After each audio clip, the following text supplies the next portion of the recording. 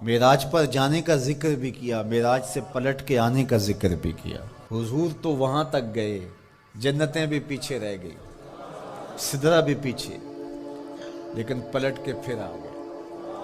وہ ہر عالم کی رحمت تھے، جہاں چاہتے وہ رہ لیتے، مگر ان کی مہربانی کے یہ عالم پسند آیا، پھر پلٹ کے اس امت کے لیے واپس آئے میرے حضور صلی اللہ علیہ وسلم۔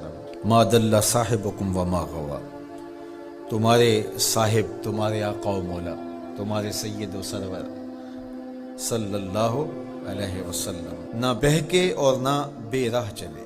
وما ینطق عن الہوی، اور وہ پیارے محبوب صلی اللہ علیہ وسلم اپنی خواہش سے بات ہی نہیں کرتے۔ جب بھی حضور جنبش لب فرماتے ہیں تو یہ رب کی طرف سے ہوتا ہے۔ وہ دہن جس کی ہر بات وحی خدا، وہ دہن جس کی ہر بات، غنچائے علم و حکمت پہ لاکھوں سلام۔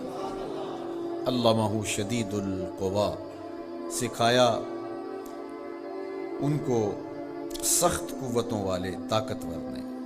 ذو مرتن، جو سخت طاقتور تھا، فاستوی، پھر اس نے جلوے کا قصد فرمایا۔ وہو بالافق الاعلی، اور وہ آسمان بری کے سب سے بلند کنارے پہ تھا۔ ثم دنا، پھر وہ جلوہ نیڑے ہو گیا، قریب ہو گیا۔ اللہ اکبر۔ فتدلی، پھر اور قریب ہو گیا۔ فکان قاب قوسین او ادنی، تو اس جلوے اور اس محبوب میں 2 ہاتھ کا فاصلہ رہا، جس طرح 2 کمانیں آپس میں ملتی، تو اتنا فاصلہ رہ گیا۔ اب یہیں اگر قرآن بات کو ختم کر دیتا تو کوئی کہتا کہ سمجھ آ گئی اللہ اور اس کے رسول کی قربت کی، کتنی قربت ہے، لیکن اللہ نے کہا یہ تمہارے سمجھانے کے لیے کہا۔ او ادنا، قرب اس سے بھی زیادہ ہو، تم تو اتنا ہی سمجھ سکتے ہو نا، کس طرح 2 کمانیں آپس میں جڑتی۔ اللہ اکبر۔ حضرت علامہ جلال الدین سیوطی علیہ رحمۃ کہتے ہیں کہ اہل عرب کا طریقہ یہ تھا کہ جب 2 سردار موافقت کرتے تھے، جب ملاقات کرتے تھے اور ایک دوسرے کے حلیف بنتے تھے، آپس میں ان کے اتحاد کا، ان کی محبت کا اعلان یوں کیا جاتا تھا کہ وہ آگے بڑھتے اور اپنی اپنی کمان جوڑ کر کے اس سے ایک مشترکہ تیر پھینکتے۔ یہ اس بات کا اعلان تھا کہ آج کے بعد ہمارا اتحاد ہو گیا ہے، ہمارا دوست دشمن سانجا ہوگا، کمانیں ہماری 2 ہیں لیکن ان سے نکلنے والا تیر آج کے بعد ایک ہوگا۔ یہ اس بات کا اعلان ہے کہ ان کا دشمن ہمارا دشمن ہوگا، ہمارا دشمن ان کا دشمن ہوگا۔ خبردار کسی نے میلی آنکھ سے بھی دیکھا، مت سمجھنا کہ یہ قبیلہ اور ہے اور یہ قبیلہ اور ہے، اگرچہ الگ الگ قبیلے ہیں لیکن ہماری موافقت، ہماری موانست، ہماری محبت، ہماری وحدت، ہماری یگانگت، ہمارا پیار، ہماری سلو، ہم ایسے حلیف بن گئے ہیں، کمانیں 2 ہیں، نکلنے والا تیر ایک ہوگا۔ کہا اللہ اور اس کے رسول کی قربت کتنی ہوئی اہل عرب، تم اپنے رواج سے سمجھ لو، جس طرح تم کمانیں جوڑتے ہو ہم نے بھی کمانیں جوڑ لی ہیں،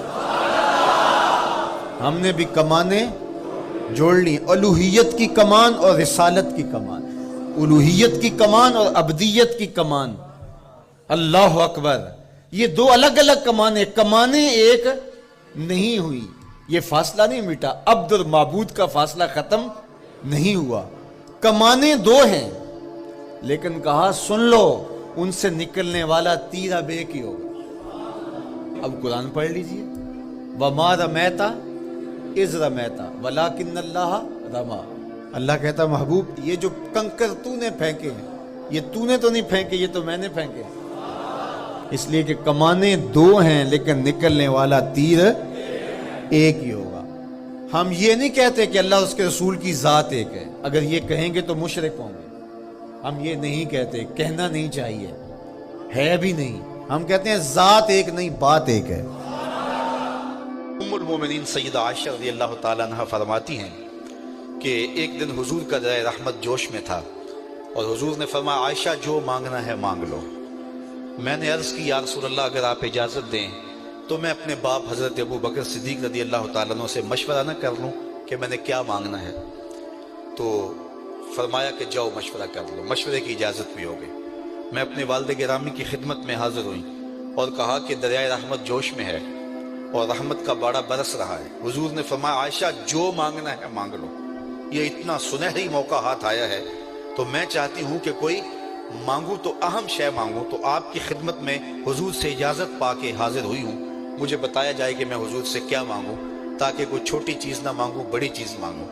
تو حضرت ابو بکر رضی اللہ تعالیٰ عنہ نے فرمایا کہ بیٹا حضور سے جا کے کہنا کہ معراج کی خلوت خاص میں اللہ نے آپ سے جو راز کی باتیں کی تھی ان باتوں میں سے ایک بات بتا دو۔ مانگا بھی تو علم مانگا، اور عائشہ میرے سے وعدہ کرو جو حضور بتائیں مجھے بھی آ کے بتانا ہے۔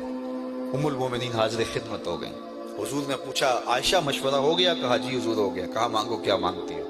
کہا حضور معراج کی خلوت خاص میں جب اللہ کے حضور حاضر ہوئے رب نے آپ سے راز کی باتیں کی تو ان باتوں میں سے ایک بات بتا دیں۔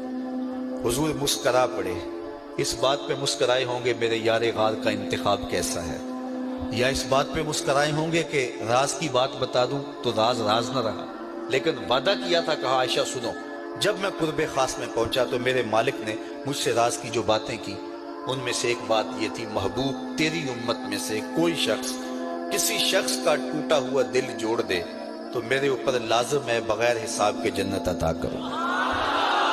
ام المومنین بہت خوش ہوئی اور اپنے والد گرامی سیدنا ابو بکر صدیق رضی اللہ تعالیٰ عنہ کے پاس آئیں اور ساری کہانی سنائی۔ بہت خوش تھی، لیکن حضرت ابو بکر صدیق رضی اللہ تعالیٰ عنہ نے سنا تو رونے لگے۔ تو ام المومنین سیدہ عائشہ رضی اللہ تعالیٰ عنہ نے عرض کیا میرے والد گرامی یہ بات رونے والی تو نہیں ہے، ہم بسا اوقات کسی دکھی کے کام آ جاتے ہیں، کسی کا دکھڑا بیٹھ کے سن لیتے ہیں، کسی کی ڈھارس بنا دیتے ہیں، کسی کے کام آ جاتے ہیں، یہ تو بخشش کا بہانہ ہاتھ آ گیا اور آپ اس پہ رو رہے ہیں۔ تو فرمانے لگے عائشہ اس کو معکوس بھی پڑھو، تصویر کا دوسرا رخ بھی دیکھو، اگر کوئی شخص کسی کا ٹوٹا ہوا دل جوڑ دے تو بغیر حساب کے جنت میں جائے گا، اس کا دوسرا رخ یہ ہے اگر کوئی کسی کا دل توڑ بیٹھے تو سیدھا جہنم میں جائے گا۔ میں اس بات پہ رو رہا ہوں کہ ہم سے کسی کا دل نہ ٹوٹ گیا۔ تو آج کی اس مجلس کے اندر کیا یہ دو باتیں میں اور آپ اپنے پلے باندھ سکتے ہیں؟ ایک کا تعلق حقوق العباد سے ہے اور ایک کا تعلق حقوق اللہ سے ہے۔ حقوق اللہ میں سب سے اہم چیز نماز ہے، اور پہلا سوال قیامت کے دن نماز کا ہی ہوگا۔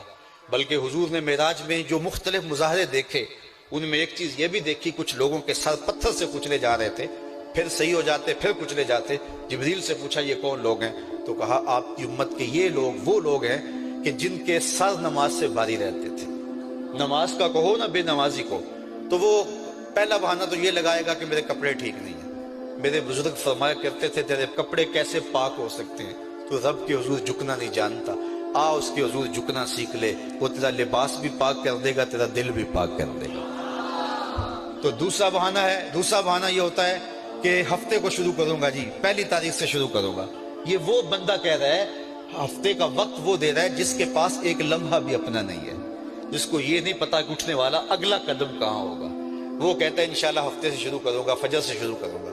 میاں اللہ کے حضور بلاوا 5 وقت ہمیں آتا ہے، حی علی الصلاۃ حی علی الفلاح۔ کتنے بدبخت ہیں کہ جو اس پکار پہ اٹھ کے اس کے حضور حاضر نہیں ہوتے۔ 5 گانا نماز شعار زندگی بنا لو، اور ہم یہ پکا عزم مصمم کر کے اٹھیں، اتنے زور سے ہم ارادہ کریں کہ شیطان بھاگ جائے، ہماری ہوا سے بھی بھاگ جائے۔ یہ تو اتنے پختہ ارادے کے ساتھ عزم کر کے جو ہے وہ آج ارادہ کر کے یہاں سے نکلے ہیں کہ وہ فجر کے وقت ہمیں بہکانے میں کامیاب نہ ہو، ادھر اذان پکارے ادھر ہم دوڑتے ہوئے اللہ کے گھر کی طرف پلٹ آئیں۔ ہم یہ عزم کریں کہ آج کے بعد نماز نہیں چھوڑیں گے۔ اللہ مجھے آپ کو 5 گانا نماز کی توفیق نصیب کرے، اور ہمیں توفیق نصیب کرے کہ ہم کسی کے دل شکستگی کا سامان نہ کریں۔